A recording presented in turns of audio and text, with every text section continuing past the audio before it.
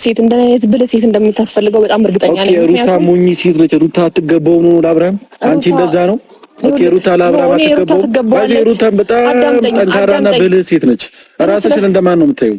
ይሄ ራስሽን እንደራሴ ነው ራስሽን ቆለድሽ። በጣም እንዲሰከርሽ ሄርሜላ ነኝ። ራሴን በቆልድ ነው። ስለዚህ ሩታም ለትዳር የምትሆን አይነት ሴት ነች። ስነ ስርዓት ኖርሽ ስነ ስርዓት ይዘሽ አውሪ። አሁን በኋላ ስነ ስርዓት ይዘሽ ተቀመጪ። ሌላ ችግር ለመፍጠር እንዳትሞክሪ። ሌላ ችግር ለመፍጠር ብትሞክሪ ከኔ ጋር ነው ጸብሽ።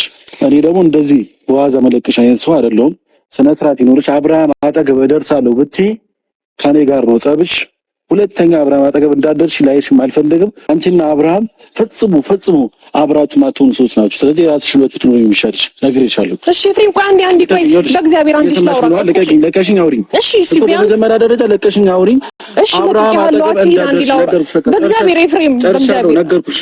እንዳላይሽ አብርሃም አጠገብ ማሉከ አስመለጡት እንደገና።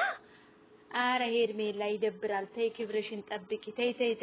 ተይ አብርሃም እኮ ሚስቱ ቤት ነው ሄዶ ገባ። ልጁ ጋር ነው ሄዶ ምነው ሲኦል ገባ ማስመሰላችሁት? እሳ እንዴ ጉድፈላ እናንተ። በአንደኛ ነገር እናንተ ጤና የላችሁም። ሲጀምር ጤናችሁ ራሱ የተናጋ ነው ማለት ነው። ገባችሁ አይደለ?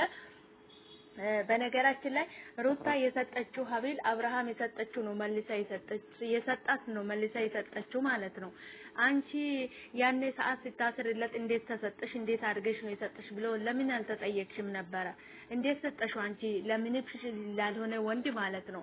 ፈትሽን አትፍሺ ሄርሜላ። ተይ እንዴ ጾሮችን አታደንቅሪ። እዚህ ምን አርጉኝ ነው የምትይው?